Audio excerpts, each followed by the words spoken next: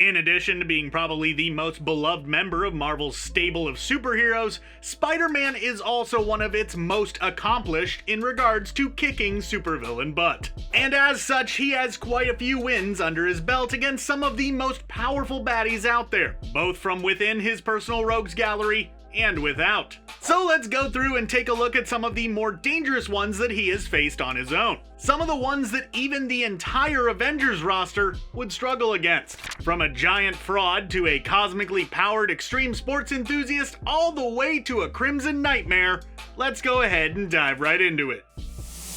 The bigger they are, the harder they fall, and you don't get much bigger than Goliath. Even if it was a 2-bit version of Goliath and neither Hank Pym nor either of the Fosters. I'm talking about the Eric Jostin version of Goliath, or as he's more commonly known today, Atlas. Now, Jostin isn't like the other Goliaths we've seen in the comics, as his powers aren't just limited to those granted to him by the Pym particles. He had previously been hit by ionic energy courtesy of Baron Zemo, that granted him several powers including super strength, durability, and functional immortality. He then later on got a hold of some Pym particles and bingo bango, we got a villainous Goliath. In Web of Spider-Man number 60 back in 1990, Goliath began attacking Spider-Man while in his enlarged form. At first, Goliath had the upper hand, but eventually Spider-Man leaned on his recently acquired Captain Universe powers and pretty easily took him down with a couple of well-placed blows. Later on in the issue, the two faced off again, and once more the Captain Universe powers proved to be too much for Jostin, and he went down. Now, this was a situation where Spider-Man was a bit supercharged, so it appeared to be a lot easier than it would have been otherwise. So don't really take it at face value. All jokes aside, Jostin is a pretty substantial threat. And when these two fought, if Spider-Man had been in his regular friendly neighborhood form, he might have had a much tougher time with him. Then again, he could have theoretically just pulled off the same tripping maneuver that he used on Ant-Man in Civil War and take him down that way, but you know, that's all just theoretical. I think if I didn't include Venom on this list, at least one or two of you would leave some rather strongly worded comments down below this video. So here you go.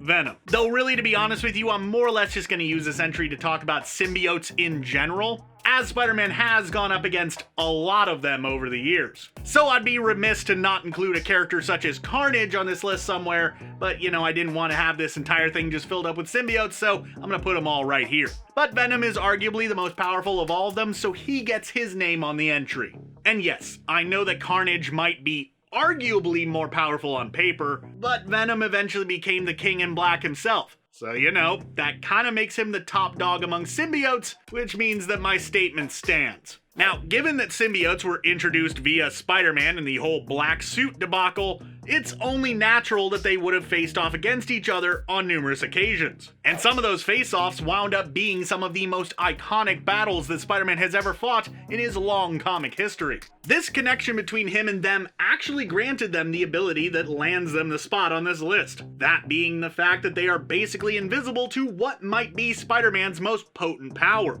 his spider sense. Couple that with their increased strength, vicious appetites, and the fact that a few of them can create entire weapons at will, and suddenly you've got a rather terrifying set of foes for the wall crawler to take down. Of course, none of that has stopped Spider-Man from doing just that and walking away victorious from confrontations with them. Though admittedly, with a few of them, he has required the aid of others to take them down, but on the whole, he's managed to do it himself, so I think it still counts. Someone who once served as a Herald of Galactus would be a non-trivial win for pretty much any hero, and for Spider-Man, it's no different. But when Firelord came a-knockin', hoping to get Spider-Man's attention by attacking innocent people, of course the wall crawlers sprung into action. Even while wearing the black suit, Spider-Man was no match against Firelord. Anytime he tried to make a move against the guy, he didn't seem to be able to make any kind of significant impact. Firelord was just way too powerful. He could take pretty much anything that Spider-Man could dish out. However, Parker did have one advantage over him, that being his speed and reaction time. While a hit from Spider-Man basically amounted to a bug bite to Firelord, the webhead was able to rapidly strike him over and over again. So much so that he basically blacked out in rage and pummeled Firelord nearly to death. it actually took Captain America intervening to get him to stop. So I guess even a bug bite can take someone down when it's delivered hundreds and hundreds of times in rapid succession. Admittedly, at the time, Firelord was no longer in Galactus' service, so he wasn't as powerful as he could have been, but still, Spider-Man taking him down is quite impressive when you really think about it. And no, this will not be the last time that we see a Herald of Galactus on this list. So, be ready for that.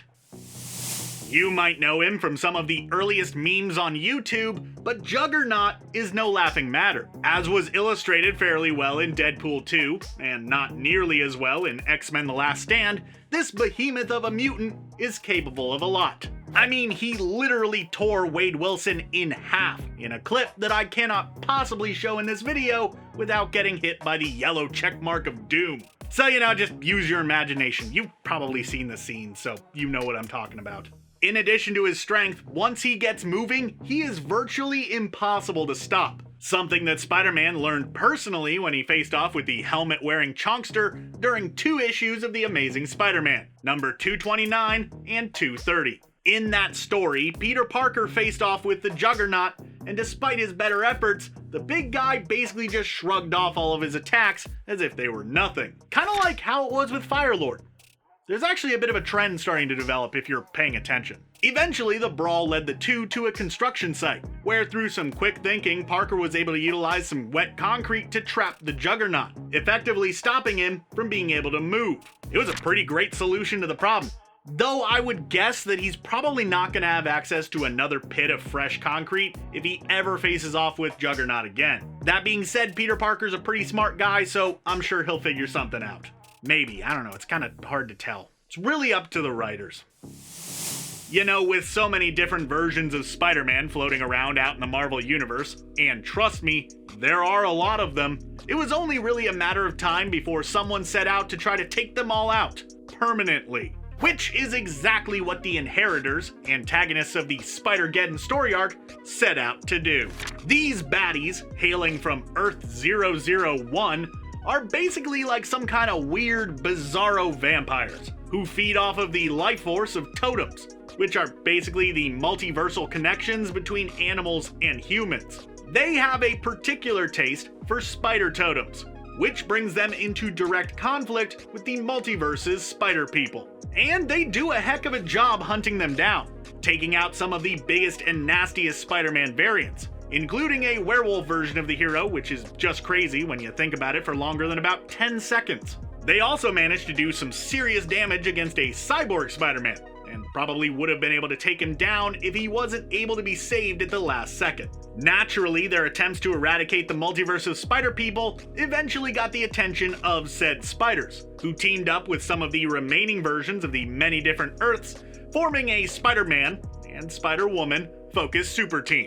It was basically one of many Spider-Verse-esque team-ups where a lot of different spider people came together and had to solve a problem. Kind of like that one movie that everyone loves. So, okay, if we want to get technical, this is one situation where the bad guys weren't beaten by just one sole character, as it took an entire army of spider people to take them down. However, if we're splitting hairs, the vast majority of the people in that spider army were Peter Parker, so in a way, it was basically the same character.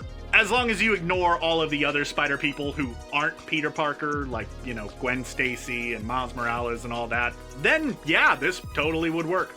Though it is worth noting that it wasn't Peter Parker who dealt the last blow, but actually Miles Morales, who had been powered by the Enigma Force and transformed into Captain Universe, which is also another trend that we are seeing more and more of. Still though, he is a Spider-Man, so it works for this list. I'm the one who's making this video, I'm setting the rules. If you don't like it, deal with it. Is the Silver Surfer a bad guy? Arguably not, but I mean, being the hype man of an entity who sets out to eat entire worlds doesn't exactly make you a saint, even if you were forced into doing it against your will. So, I think he's a valid entry for this list. If you disagree with me, the comment section is down there. As the Herald of Galactus, the Silver Surfer is an immensely powerful being. I really don't think that I have to go into too much detail about that, especially since I already talked about a previous Herald of Galactus when I talked about Firelord just a few entries ago. Needless to say, in most situations, Spider-Man would have had quite a bit of trouble taking him on. However, in Silver Surfer number 14 back in 1970, the Surfer found himself in one of those rare situations where the contrary is true. See, at this point in time, the public opinion of the Surfer wasn't exactly at a high point, seeing as his last major visit to Earth was while serving as Galactus' man. So, when Spider-Man encountered him and confronted him, you really can't blame the wall crawler for being a bit on edge. After arguing for a bit, the two came to blows, and Spider-Man had the upper hand for a good portion of it. Ultimately though, Parker was shown that he was wrong to be fighting with the Silver Surfer, as he went ahead and nearly sacrificed himself to save a young boy. So did Spider-Man actually beat the Silver Surfer? One could argue that he technically did not. Then again, you could also argue that the Silver Surfer is technically not a villain, so, you know, the world is just full of technicalities, I guess. Though looking at this fight as it was presented, it could be easy to imagine Spider-Man fighting and winning out against the Silver Surfer, as long as it is a slightly depowered version of him, like the one that he fought in that comic. So let's chalk this one up as more of a he could rather than a strict he did. Here's a character that I'm willing to bet a good number of you haven't even heard of, but that doesn't make him any less powerful of an opponent. Graviton is a lesser-known baddie who often finds himself facing off against the Avengers. As his name would suggest, he has the ability to manipulate gravity. Basically, he can mentally control gravitons, the atom-like things that control the forces of gravity. With this ability, he can increase or decrease the effects of this force on anyone or anything that he wishes. Spidey faced off with this guy 3 different times, and that first time, Graviton pretty handily handed him his web-covered butt. Seriously, beating up Spider-Man for Graviton was just as easy as anybody else trying to take down a regular spider. It was child's play to the guy. During their second encounter though, the tables were turned, as at the time Peter Parker was infused with the cosmic powers of Captain Universe. I told you this was something that we were going to see more of. Maybe I should do a video about all the times that Spider-Man was possessed by a cosmic entity. Actually, you know, that's not really a terrible idea. Write that down.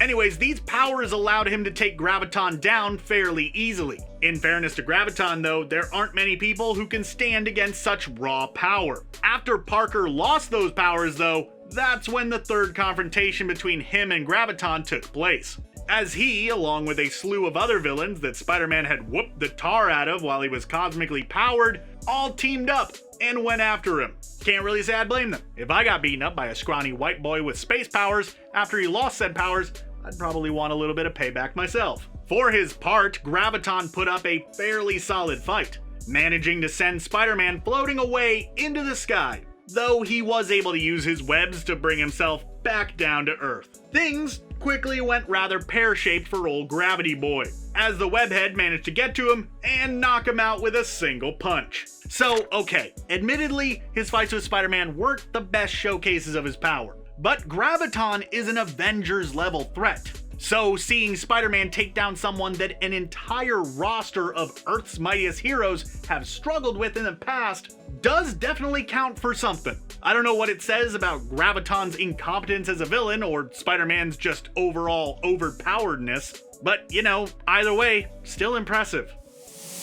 Carnage and the Green Goblin, 2 of the most vicious, most horrific villains that the old webhead has ever gone up against. Easily 2 of the most iconic villains in his entire rogues gallery.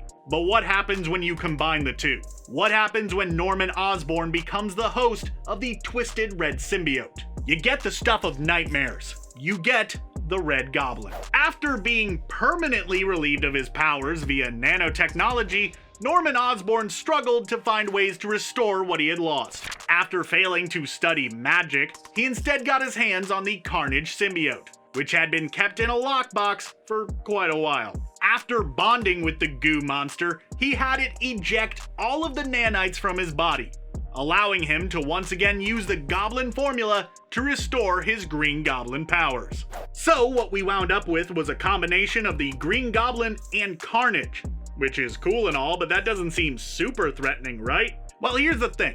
One of the most consistent ways of taking Carnage down is by using either fire or sonic-based attacks. And you know what the Goblin formula just so happened to do for the pair? It removed those weaknesses entirely. That's really not what you want. What resulted from this is a villain so powerful that seemingly no one could stand against it. Even Peter Parker, bonded with the Venom symbiote once again, couldn't do much to stop his violent rampage. It actually took Peter goading Norman into removing the symbiote and facing him head on to be able to take him down, showing that raw power isn't always the answer, as someone who has superpowers, no matter how great, is at the end of the day still just a human being. So they're just as likely to fall for the same kind of psychological trickery as anyone else. I mean, except for all of the space aliens and weird Lovecraftian horrors that also populate the Marvel Universe. They're not actually human beings, but you know what? It probably still works on them as well to a certain degree. Maybe not the Lovecraftian horrors. Probably doesn't work on them.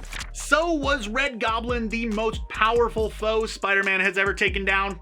No, though he might be the most powerful one he has ever taken down solo.